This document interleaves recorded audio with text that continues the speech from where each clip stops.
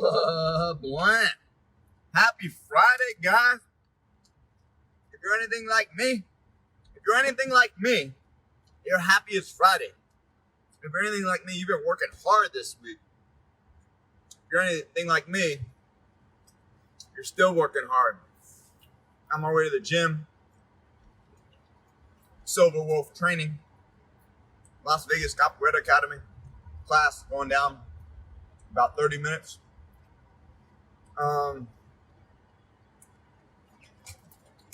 Yeah, I got a lot on my mind. Anyone out there who's seeing my posts, all 500 of them today. Because here's the thing, guys. I'm not good at accepting bullshit. I'm not like anyone who knows me. Like I don't give my energy to the stuff that is not for my energy. I don't put my money into things that I think are a waste of money. I don't spend time with people who I don't like being around. I'm not good at being two-faced. I'm not good at being fake. I think we live in a world today that almost like praises being fake, right? That praises, being somebody else to appease other people. That's not political. That's just how it is in the world. In my opinion, not everybody, but there's seemingly there's more and more of that. Just in the world, just in general, right? Politics isn't the cause of that. Politics is a reflection of that, right? So, completely non-political example would be like we're giving like value to someone who doesn't really know what the F they're talking about, like a Greta Thunberg. Like, how is that person an expert? I don't care how autistic you are. You don't have superpowers, okay? Right? Like, we're so brainwashed by TV and movies that we think because you have autism, you actually have superpowers. I don't care how much autism you have. Good for you. Like, I'm not knocking it, but you as a 15-year-old, a 16-year-old are not a bigger expert on, let's say, science than a scientist who's 66, who has PhDs. Like, I'm sorry, you're just not. Like, it doesn't mean she's dumb. It doesn't mean she doesn't know anything. But why is that our expert? Another example. You guys know anything about like the Paul brothers, Logan Paul or whoever, like those guys?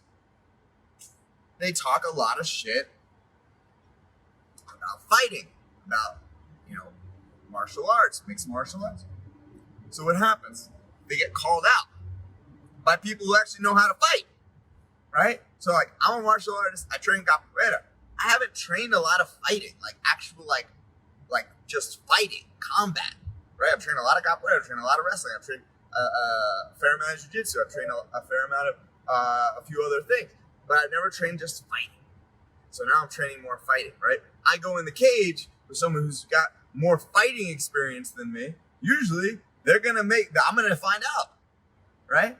So we wouldn't trust that person who never stepped inside of the cage to fight to educate somebody about fighting, right? So why do we do this? Why do you guys think this is? Because I'm not saying I have an answer. I'm saying it's convenient to listen to somebody who maybe looks the part. I'm saying maybe we've just kind of gotten to this internet culture. Look up an article about something. Trust a random person. Everybody else says I should believe Joe. I believe Joe. Everybody says I should believe Mary. I believe Mary. Right? That's what's popular. That's what's happening. That's what's trending right now.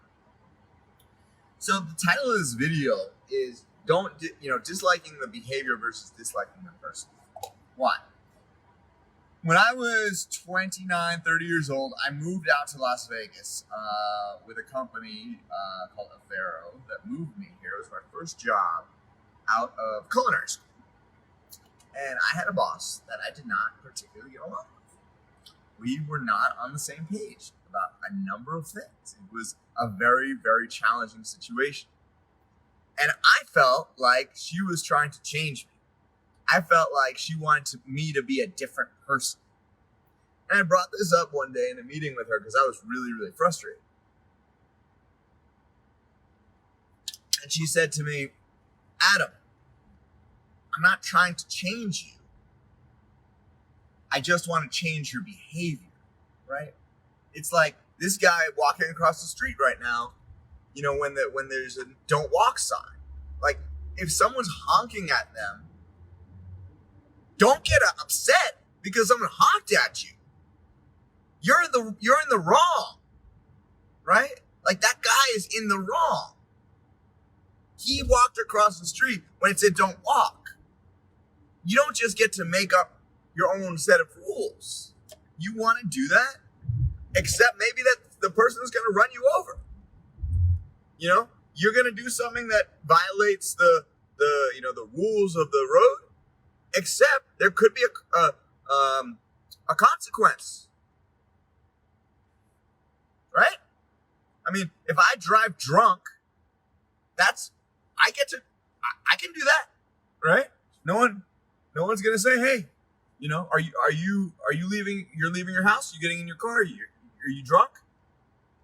No one does that. No one checks with me before I get in my car. Maybe I just drank a fifth of vodka.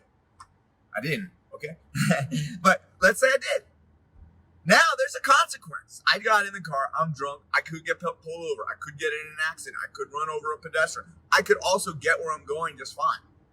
But I chose to do something that I knew better, right? So when my boss at the time, she said to me, I'm not trying to change you, I just want to change your behavior. To be very honest, I was extremely emotionally immature. And that was like a new concept. I'd never thought of that. I was like, what? Change? She doesn't want to change me. She just wants to change my behavior. What? That was a new concept. And she was right. She was right.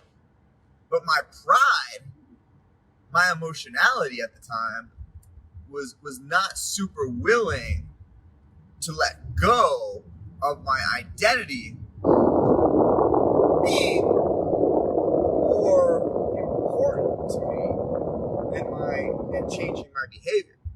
I didn't last long at that job. Right? That's how jobs work, right? You don't fall in line, you don't do what you're supposed to do, there's consequences. Go figure. Right? So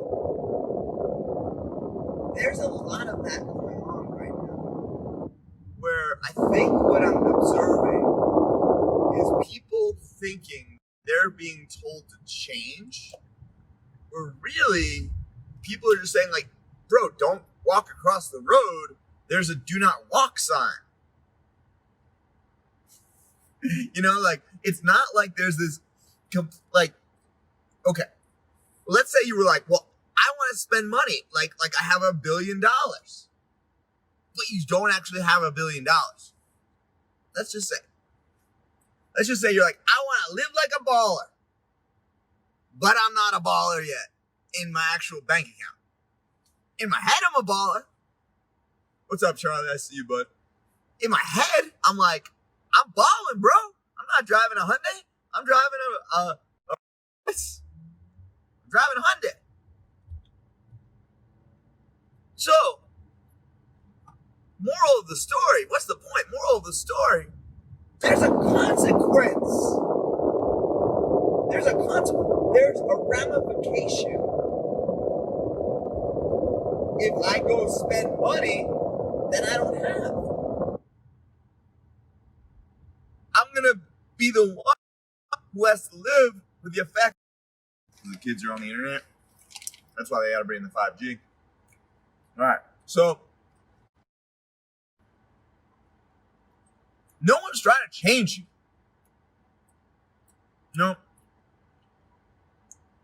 People talk shit to me all the time on Facebook. I've learned not to respond.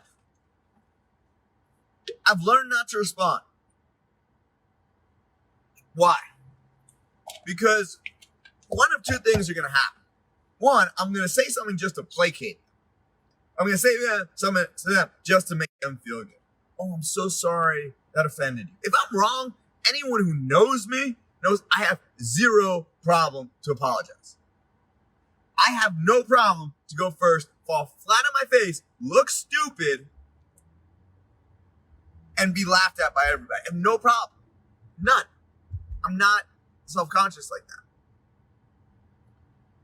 Okay? Hopefully that doesn't happen too often. Hopefully I go first. Hopefully I try something. All right, there we go. So, I was just saying, about going first, the connection. And all the kids are on the internet today from school, so I think that's screwing up my internet connection.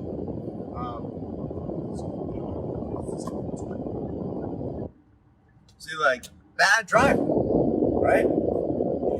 I don't dislike you, bad driver. I dislike your behavior, though. Like, that shit needs to be changed. So, I just think we're in this time right now, guys, where people are so riled up. I was speaking with somebody about this yesterday. I have a cousin who works in TV and film. And 8 years ago, I was on a TV show. I filmed it. I was actually 8 years ago. Yeah, 8 years ago, around this time, I went to LA to film a TV show called The Taste. And little did I know that one of the secrets of the television industry, reality television, is that they deliberately, intentionally, they mess with your sleep, your rest, and your eating, your nutrition, your basics of your well-being. They intentionally manipulate so that you become more frazzled, so that you become more emotional, so that you become more on edge, so that you're more prone to being dramatic in front of the camera. What's up, Carlos? Come through, bro. It's time for class, buddy. Come on, man. You got 18 minutes. So, when you're on reality TV, I didn't know this at the time. I found this out later. My cousin, he worked on Top Model, a few other shows like that, and he told me all this. I was like, man, that's exactly what they were doing. It's exactly what they were doing. And it was so I would be more emotional, more prone to having an overreaction while being filmed. And that's what sells, right? That's what sells commercials. That's what sells advertisements. And I feel like what's going on right now with quarantine, shutdown, politics, all that nonsense, it's all to get us emotionally frazzled. It's all to get us off of our routine. It's all to distract us. It's all to affect us. So we act in ways that are not who we are, right? Again, the behavior, not the person. Big difference, guys. Big difference. Learn to be a critical, discerning thinker. Learn to look at the behavior, right? And not the person. Don't identify the person with their behavior. Don't identify the character of somebody with, what they are supporting, because sometimes you don't know unless you ask. And that's what I'll wrap up with today. And I'm just being consistent, guys. I'm here for training. Let's go. But reach out to people. You got beef, you got issues, you don't like someone's behavior. Talk to them. Find out where they're coming from. Find out what they have in mind. Listen. Give them a chance to speak their perspective. That's what we need right now, in my opinion. Maybe I'm wrong. I don't know. Leave it up to you guys. I'll be back soon. You guys know. Consistency, baby. Every day this week. I don't know if I did it, but I trained 5 days. All right? See you guys soon. Bye-bye. Kaz out.